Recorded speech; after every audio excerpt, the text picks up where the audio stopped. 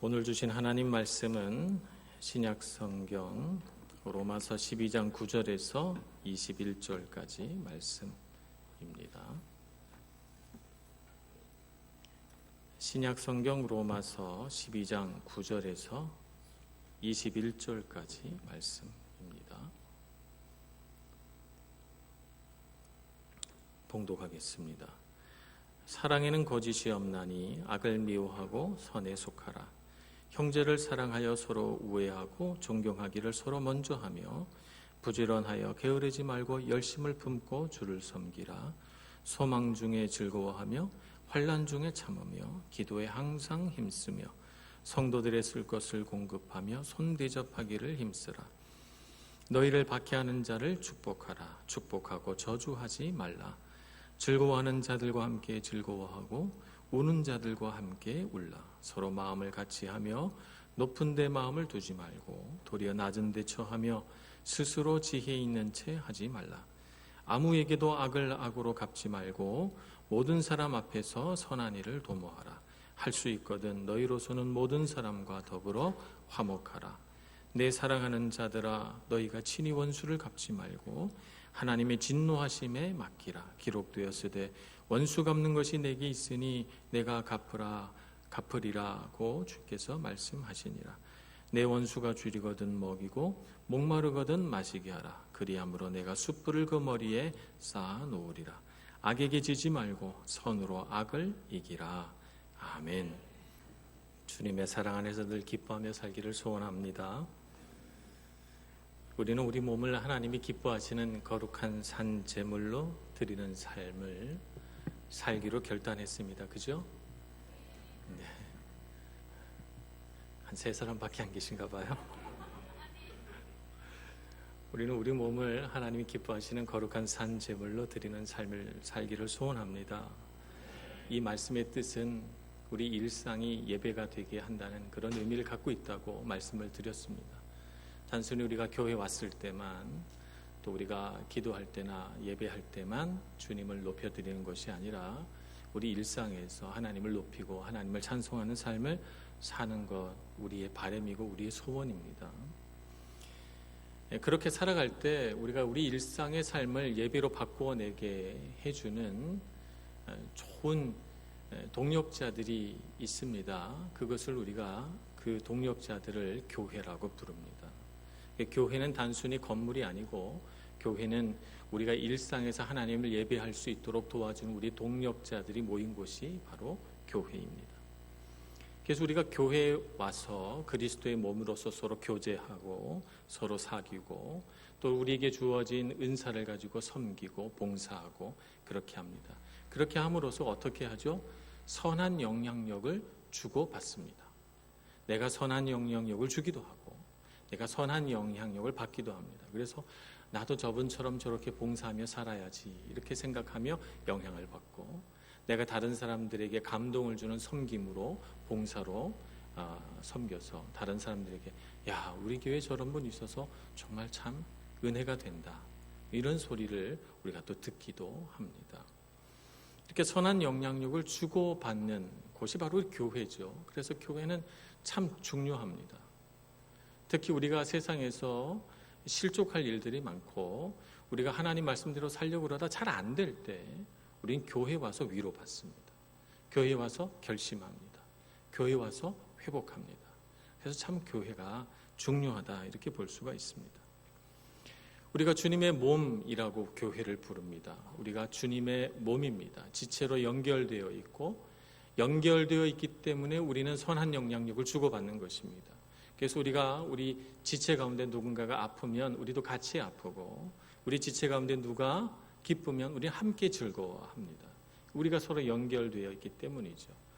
우리가 이 안에서 서로 영향력을 주고받는데 그 영향력 가운데 가장 중요한 영향력이 무엇이냐? 바로 사랑입니다. 오늘 로마서 9장 12장 9절 말씀에서는 사랑이 가장 선한 영향력이기 때문에 앞에 지체의 이야기를 쭉 하고 우리 그리스도의 몸으로서 교회를 설명한 뒤에 갑자기 사랑이라고 하는 주제를 꺼내고 있는 것입니다.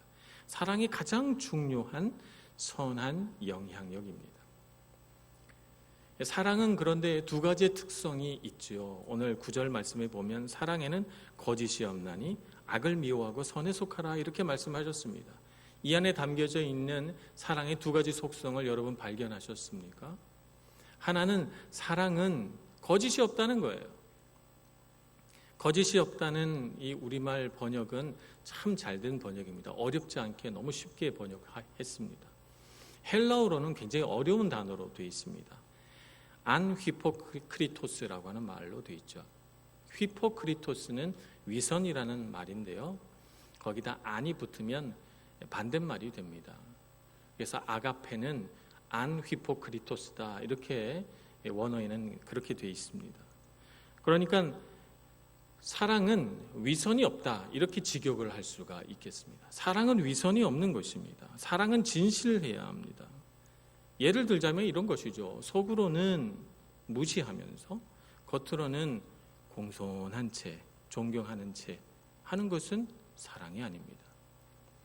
겉으로는 상냥하고 친절하게 말하는데 마음속으로는 비판하고 비방하고 헐뜯는 마음이 있다면 그 마음도 진실한 사랑은 아닐 것입니다.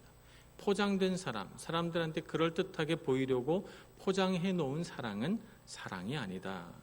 사랑은 거짓이 없고 사랑은 진실해야 된다라고 하는 것입니다. 그렇기 때문에 우리가 교회 안에서 선한 영향력을 주고받을 때 가장 강력한 선한 영향력인 사랑은 진실한 사랑이어야 합니다. 사랑하는 척 연기하거나 사랑하는 척 가면을 써서는 안 되는 것이죠. 진짜 사랑해야 합니다. 정말 사랑해야 합니다. 정말 사랑하지 못한다면 우리는 가슴 아파해야 합니다.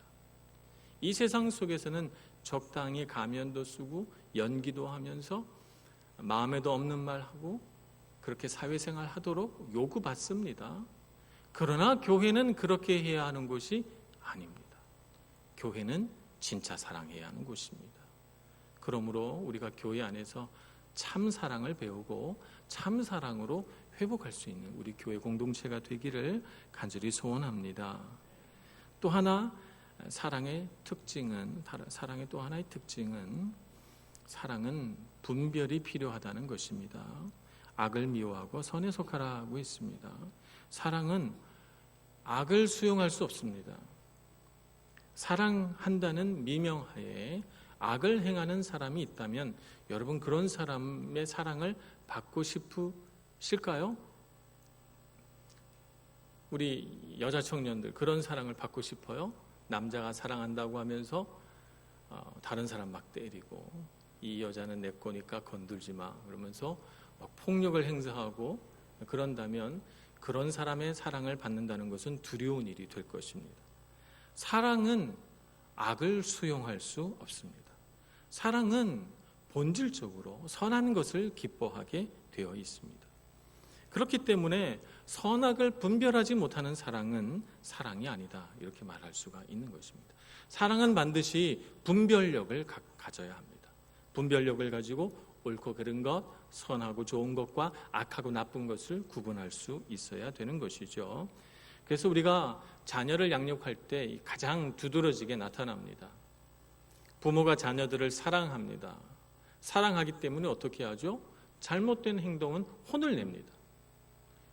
우리 자녀들이 성장하면서 거짓말을 하거나 부모를 속이면 어떻게 합니까? 불러다가 혼을 냅니다. 잘못을 깨닫지 못하면 매를 대기도 합니다. 왜 그렇게 합니까? 자녀가 미워서 그렇게 합니까? 아닙니다. 사랑은 악을 수용할 수 없기 때문에 자녀들이 잘못된 길로 가는 것이 너무 속상해서 그래서 사랑하는 마음을 가진 부모라면 당연히 자녀들을 훈육합니다. 사랑하는데 사랑은 선악을 분별하는 것이 아니라고 생각해서 그냥 다 주는 거라고 생각해서 자녀들에게 아무 훈육도 하지 않고 잘못해도 그냥 그래 이렇게 키우면 자녀들이 어떻게 될까요?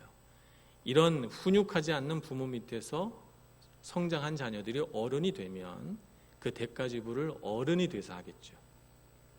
어른이 되어서 여기저기 관계 안에서 충돌하고 그들의 잘못된 태도나 행동 때문에 실패를 경험하고 많은 사람들에게 비난을 받게 될 것입니다. 그런데 그 자녀들이 누구를 원망해요? 부모를 원망할 거예요.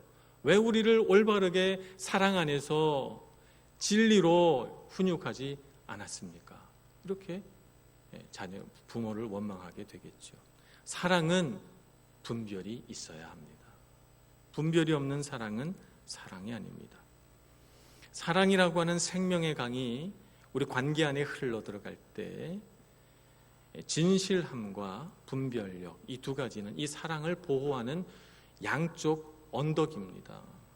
강을 강으로 흐르게 하는 언덕이죠. 근데 이 양쪽 언덕 중에 한 언덕이라도 무너지면 어떻게 돼요? 강물이 쏟아져 흐르는 거예요. 그래서 물바다가 돼요. 홍수가 됩니다. 사랑이 오히려 해를 끼치게 되는 것이죠. 그러므로 우리가 사랑이라고 하는 것은 진실함과 분별력, 이 두 가지로 보호받아야 능력 있고 아름다운 사랑이 될 수 있음을 알고 그 사랑 안에서 서로 사랑하는 우리 모두가 되기를 간절히 소원합니다. 자, 그렇다면 어떻게 사랑할 것인가? 우리는 겸손한 마음으로 사랑해야 합니다. 오늘 16절 말씀 우리가 한번 같이 보면 좋겠습니다. 16절 말씀 같이 읽겠습니다. 시작. 서로 마음을 같이하며 높은 데 마음을 두지 말고 도리어 낮은 데 처하며 스스로 지혜 있는 채 하지 말라. 겸손한 것이 우리 사랑의 가장 중요한 핵심입니다. 높은 데 마음을 두어서는 안 되는 것입니다.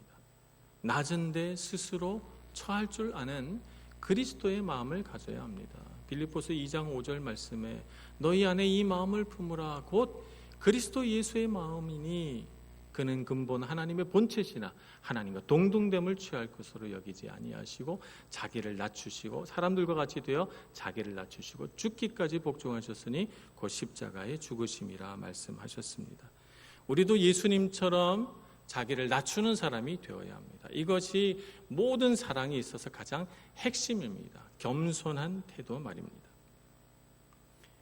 예수님은 하나님과 원수 되었던 우리를 예수님 자신을 십자가에 내어 주심으로 우리를 죄에서 구원하시고 하나님의 자녀라고 하는 감당할 수 없는 칭호를 우리에게 주셨습니다. 감당할 수 없는 신분을 우리에게 주셨습니다.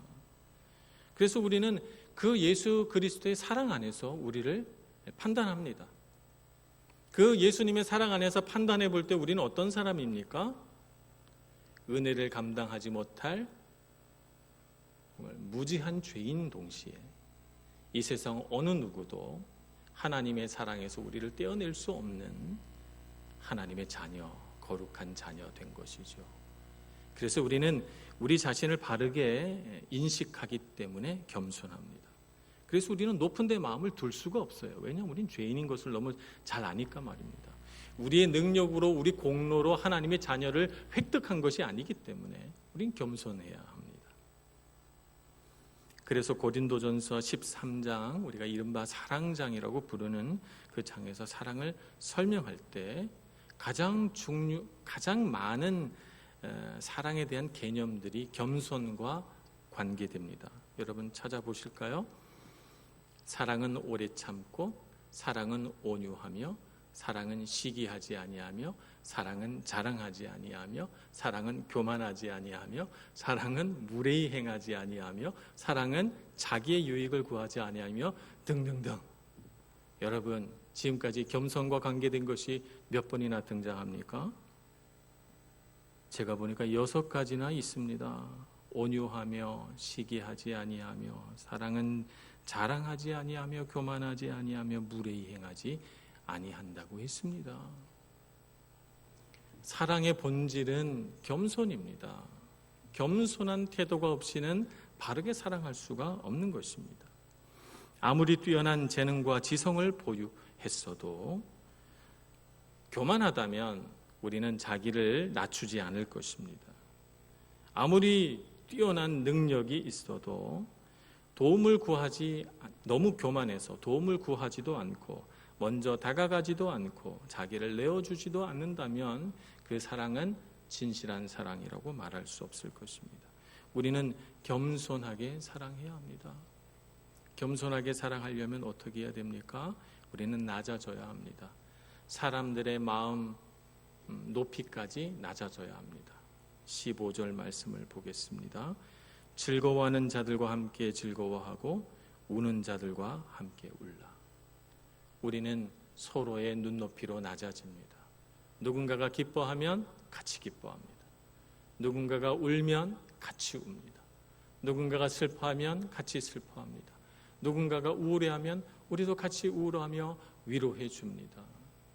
우리는 성도들의 마음의 높이만큼 낮아질 수 있는 겸손함으로 사랑하기를 소원합니다. 뿐만 아니라 우리는 다들 나보다 낫다고 생각해야 됩니다. 그래서 사랑 안에는 존경이 있어야 됩니다. 10절 말씀, 형제를 사랑하여 서로 우애하고 존경하기를 서로 먼저 하며, 상대방을 항상 나보다 낫다고 생각해서 존경하고 귀하게 보아야 하는 것입니다. 이것이 사랑의 본질인 것입니다. 세상은 우리를 그렇게 가르쳐주지 않죠. 세상은 자꾸 비교해가지고 네가 더 낫다 이렇게 말해줍니다. 비슷한 사람끼리 이렇게 세워놓고 네가 더 예쁘네, 네가 더 능력 있네, 네가 더 잘났네, 네가 더 집안이 좋네 등등 해가지고 더 뛰어나고 잘나고 좋다고 생각하는 사람들을 뽑아다 쓰려고 합니다. 그리고 비교해서 못하다고 생각한 사람들은 필요 없는 사람인 것인 양 취급합니다. 그렇지 않습니다. 세상에 귀하지 않은 사람이 어디 있으며 세상에 아름답지 않은 사람이 어디 있습니까? 우린 다 존귀하고 아름다운 사람들입니다. 세상은 자신들의 죄로 사람을 그렇게 비교하고 판단하나 우리 교회 안에서는 그러면 안 됩니다. 우리는 서로 사랑해야 합니다. 어떻게 사랑해야 합니까? 서로 자기보다 더 나은 사람으로 볼 수 있어야 합니다. 저분은 내가 갖지 못한 귀한 섬김을 갖고 있구나. 저분은 참 마음이 따뜻하시구나. 저분은 어쩜 저렇게 부지런하실까? 저분은 어쩜 저렇게 책임감이 강하실까? 저분은 어쩌면 저렇게 섬세하고 아름다울까? 등등 내가 갖지 못한 좋은 점들을 보고 서로 존경하고 서로 나보다 낮게 여길 수 있는 우리 모두가 되기를 소망합니다. 사랑은 겸손에서 나오는 거예요. 겸손하지 않으면 사랑할 수가 없어요. 교만하면 자꾸 지적하게 돼요. 이것도 못하고 저 사람은 저것도 못하고 비판하게 되고 나무라게 됩니다. 그러나 우리는 겸손한 태도로 서로를 자기보다 낫다고 여기고 아름답게 섬기고 성도들의 눈높이만큼 낮아져서 함께 울고 함께 웃고 함께 즐거워하는 우리 교회 성도들 모두가 되기를 간절히 소원합니다. 어떻게 사랑할 것인가? 두 번째는 두려움에 묶이지 말아야 합니다. 사실 우리가 사랑하기 어려운 이유 중에 하나는 사랑하다가 상처를 많이 받아봤어요. 사랑하다가 거절당했고 사랑받고 싶은 사람이 상실되어 버렸어요. 그래서 내 마음속에 사랑받고 싶은 욕구는 많고 사랑하고 싶은 마음도 있는데 너무 많은 사랑에 대한 아픔과 상처들이 있어서 이제는 사랑하지 말고 사랑받지도 말고 사랑하지도 말고 그렇게 살아야지. 이젠 더 상처받는 게 싫어. 이런 마음을 갖기도 합니다. 그러나 요한 1서 4장 18절은 이렇게 말합니다. 사랑 안에 두려움이 없고 온전한 사랑이 두려움을 내쫓나니. 하나님의 사랑으로 위로받으시고 회복하셔서 사랑에 용기를 내시는 여러분들 되시기를 축복합니다. 우리가 사랑하다가 상처받는 이유는 내가 이렇게 하면 저 사람도 나 사랑해 주겠지라고 하는 마음으로 사랑하기 때문에 그렇습니다. 대부분 우리는 다 사랑받고 싶은 욕구가 안에 가득 차 있거든요. 사랑하고 싶은 욕구도 있지만 사실은 그 욕구는 사랑받고 싶은 것보다 조금 약해요.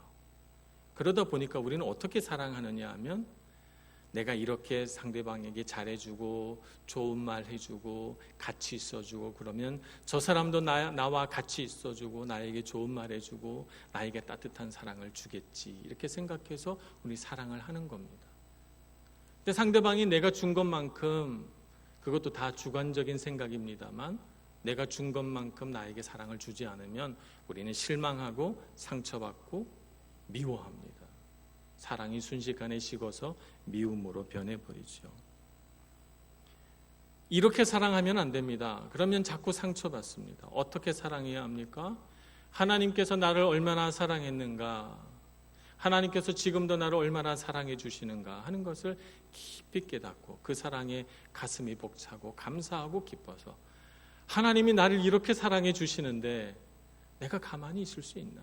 하나님은 눈에 보이지 않으시니 내가 눈에 보이는 내 앞에 형제, 자매에게 내 사랑 나누어 줘야지 라는 마음으로 사랑해야 상처를 안 받습니다. 하나님이 공급해 주시는 사랑으로 사랑해야 하는 것이죠. 하나님께서 나를 대접해 주시는 대로 우리도 사람을 대접하는 것이죠. 그러면 우리는 사랑에 실패가 없습니다. 오히려 우리가 기대한 것보다 더 많은 사랑을 받게 돼요. 왜냐하면 상대방에게 뭔가 받으려고 우리가 사랑을 준 것이 아니라 하나님의 사랑에 감사하고 감격해서 사랑을 나눠준 것뿐인데, 아무런 대가도 바라지 않고 준 것뿐인데 상대방은 너무 감사하고 기뻐하고 나를 이렇게 사랑해주고 돌봐줘서 감사하다고 내가 기대하지 않은 큰 사랑으로 나에게 갚아주니까 우리는 하나님으로부터도 사랑받고 사람으로부터도 사랑받으니 2배의 사랑을 받게 되는 것입니다. 그래서 이전에 세상에서 했던 방식으로 그렇게 사랑하지 마시고 하나님의 사랑으로 사랑하시는 여러분들 되시기를 축복합니다. 베드로전서 4장 11절에는 이렇게 기록해 있습니다. 만일 누가 말하려면 하나님의 말씀을 하는 것 같이 하고 누가 봉사하려면 하나님이 공급하시는 힘으로 하는 것 같이 하라. 우리의 모든 말, 우리의 모든 힘 하나님께로부터 옵니다. 우리가 사랑할 수 있는 모든 사랑도 주님께로부터 옵니다. 주님의 사랑으로 사랑하시는 여러분들 되셔서 사랑하다가 상처받은 모든 고통과 아픔, 두려움에서 벗어나시는 여러분들 되시기를 축복합니다. 세 번째, 우리는 축복하며 사랑해야 합니다. 축복하는 삶으로 바뀌어야 합니다. 우리의 삶에. 악으로는 절대 악을 이길 수 없습니다. 우리 마음속에는 본능적으로 우리가 불의한 일을 당할 때 되갚아주고 싶은 마음이 있어요. 이건 그냥 본능입니다. 이런 본능은 사실 하나님께서 창조해 놓으신 의가 우리 안에 있기 때문에, 그런데 문제는 그 우리 안에 있는 정의감이 타락해버렸어요. 부패해버렸어요. 그래서 우리는 정의에 대하여, 정의라고 하는 것에 대하여 우리가 타락해 있기 때문에, 우리의 갈망은 더럽혀져 있기 때문에 우리가 우리 스스로의 옳다라는 생각으로 복수를 하게 되면 악을 만들어내게 됩니다.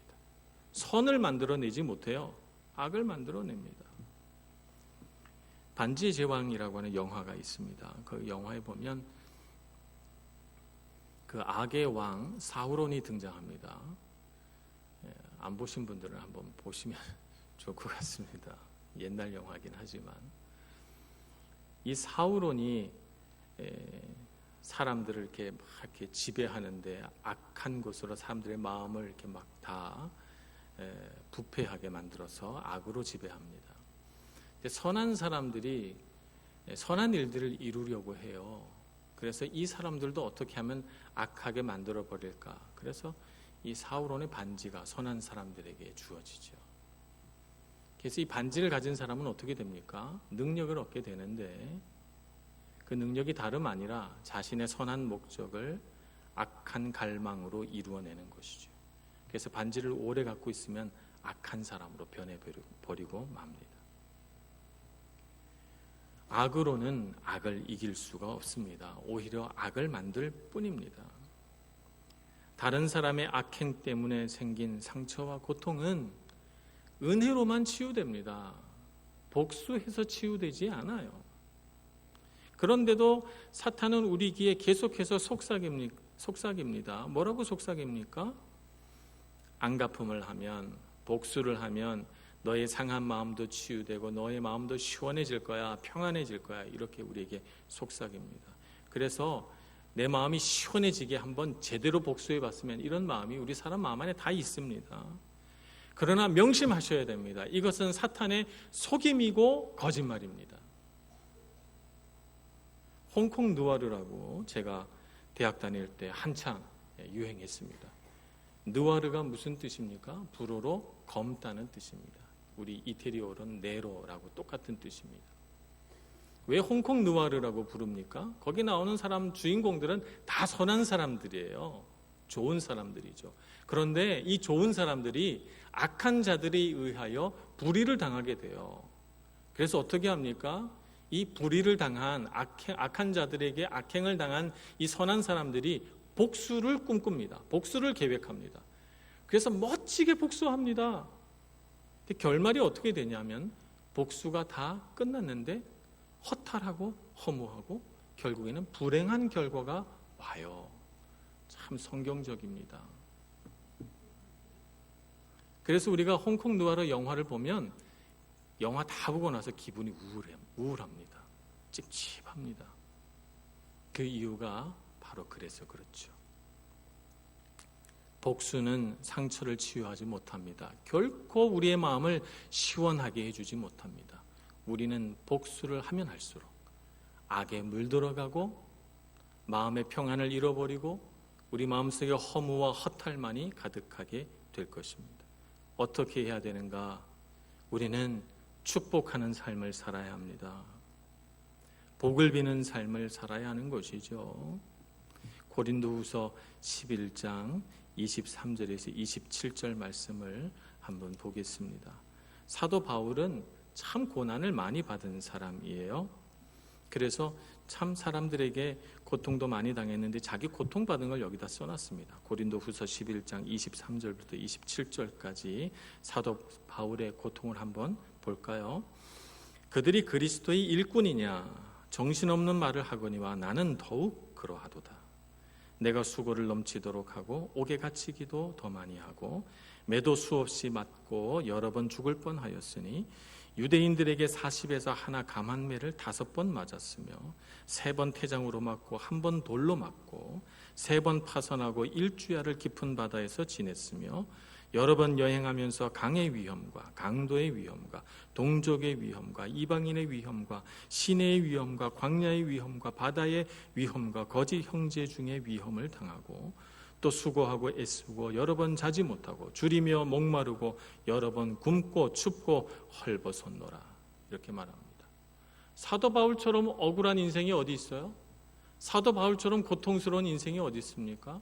사도 바울처럼 복수할 일이 많은 사람이 어디 있겠어요? 무고한 일을 당하고 사람들에게 참 원한을 사서 그가 억울한 일, 억울한 옥살이와 억울한 매질을 많이 당하였는데 그 사도 바울이 뭐라고 말씀하시는 거예요? 오늘 로마서에서 축복하라 이렇게 말씀하는 것입니다. 14절 너희를 박해하는 자를 축복하라. 축복하고 저주하지 말라. 이것이 이 세상에 횡행하는 악을 이기는 선한 방법입니다. 이 방법을 배울 수 있는 저희들 모두가 되기를 소원합니다. 베드로도 똑같이 말했습니다. 베드로전서 3장 9절에서 베드로 사도는 이렇게 말합니다. 악을 악으로 욕을 욕으로 갚지 말고 도리어 복을 빌라. 이를 위하여 너희가 부르심을 받았으니 이는 복을 이어받게 하려 하십니다. 이를 위하여 너희가 부르심을 받았다는 거예요. 무엇을 위하여 부르심을 받았습니까? 축복하는 삶을 위하여 부르심을 받았다는 것입니다. 악한 자는 하나님이 심판하십니다. 하나님께서 모든 것을 바르게 하실 것입니다. 진노하시는 하나님이 그들의 악행을 그냥 두고 보지 않으실 것입니다. 우리는 그 악이 우리의 삶에 스며들지 못하도록 그들이 갖고 있는 악이 우리의 삶을 주관하지 못하도록 선으로 악을 이겨야 하는 것입니다. 그러기 위하여 우리는 축복합니다. 우리를 저주하는 자들에게 우리는 오히려 축복하며, 우리에게 악하게 행하는 자들을 우리는 오히려 그들을 위하여 복을 빌며 그들을 위하여 기도할 것입니다. 그래서 우리는 이렇게 해야 합니다. 20절 말씀, 내 원수가 줄이거든 먹이고 목마르거든 마시게 하라. 그리함으로 내가 숯불을 그 머리에 쌓아 놓으리라. 이것이 우리가 하는 가장 아름다운 복수입니다. 선으로 악을 이기는 것입니다. 축복의 능력을 사용하시는 여러분들 되시기를 바랍니다. 모든 일들을 바르게 하실 하나님을 신뢰하시기 바랍니다. 내 힘으로, 내 정의감으로 바르게 하려고 애쓰지 않고 하나님의 손에 맡겨드리는 믿음을 가지시는 여러분들 되시기를 축복합니다. 우리는 선을 베풀고 아름답게 살며 악이 우리의 마음을 지배하지 못하도록, 악한 것이 우리의 삶을 주관하지 못하도록 선한 하나님의 뜻에 우리의 인생을 맡겨드리는 축복된 자녀 되기를 소원합니다. 그러면 여러분 마음속에 근심이 있습니까? 사람 때문에 괴로운 일들이 있습니까? 하나님께 기도하시기를 바랍니다. 그 사람을 위하여 축복하고 기도하시고 하나님께서 모든 일들을 바르게 하실 줄을 믿고 주님을 신뢰하는 여러분들 되셔서 정말 사람 사랑하는 일이 우리 삶에 있어서 가장 귀하고 아름다운 일 되기를 간절히 소원합니다. 기도하겠습니다. 자비로우신 하나님, 우리를 주의 손으로 꼭 붙들어 주옵소서. 우리는 약하니 하나님께서 붙드시지 않으시면 우리는 넘어집니다. 하나님, 우리의 마음을 은혜롭게 하셔서 하나님께서 우리에게 복 내려 주신 것처럼 우리도 모든 사람에게 은혜와 복을 나누어 주는 사람 되게 해주시고, 설령 우리가 세상에서 악한 일을 당한다 할지라도 그 악한 것 때문에 우리의 마음이 어지럽혀지지 않게 해주시고, 오히려 하나님께서 우리에게 부어주신 선을 따라 아름답게 살아갈 수 있는 축복의 자녀가 다 되게 하여 주옵소서. 예수님의 이름으로 기도합니다. 아멘.